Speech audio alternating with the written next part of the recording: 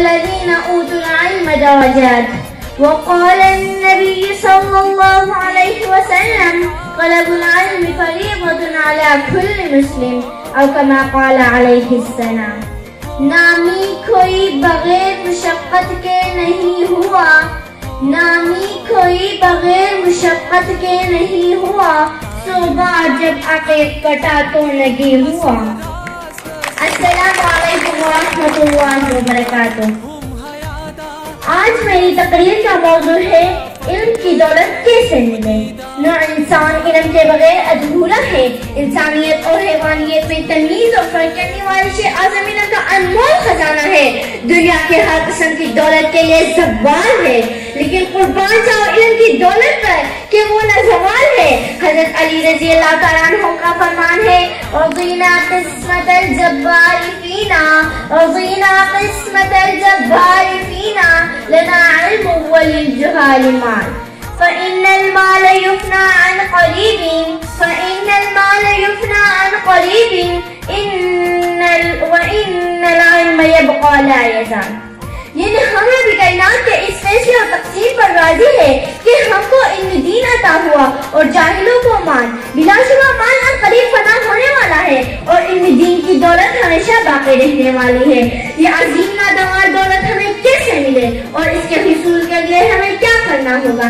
اس کا جواب تو روز روشن کی طرح واضح ہے کہ جب دنیا کی معمولی سی چیز بھی محنت اور مشقت کے بغیر نہیں ملتی تو یہ عظیم علم دولت ہمیں بغیر محنت اور مشقت کے کیسے ملے؟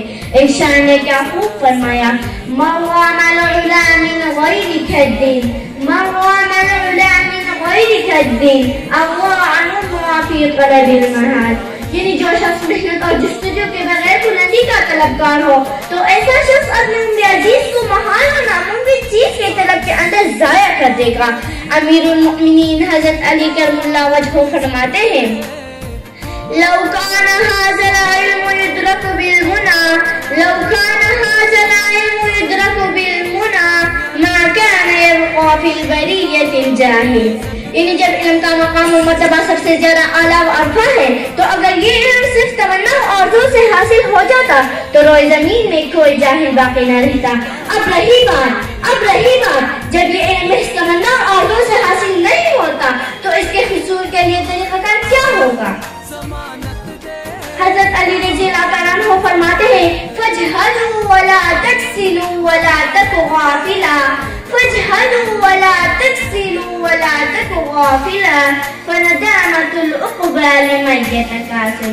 اگر تم حصول علم کے طلبگار ہو تو خوب محنت اور کوشش کرو، سستی سے کام مت لو، غافل مت بنے رہو، اس لیے کہ جو بھی حصول علم کے زمانے میں سستی اور غفلت کو اپناتا ہے اس کا انجام ہمیشہ شرمناک اور عبرتناک ہوتا ہے. علامہ اقبال رحمۃ اللہ علیہ نے بھی کیا خوب کہا، مٹھا دو اپنی ہستی کو اگر کچھ مرتبہ چاہو، خوب یرا بیدار کری بلا رہم پلار کری بلا رہم پلار کالم سڑے اخیار کری خوب یرا بیدار کری بلا رہم پلار کری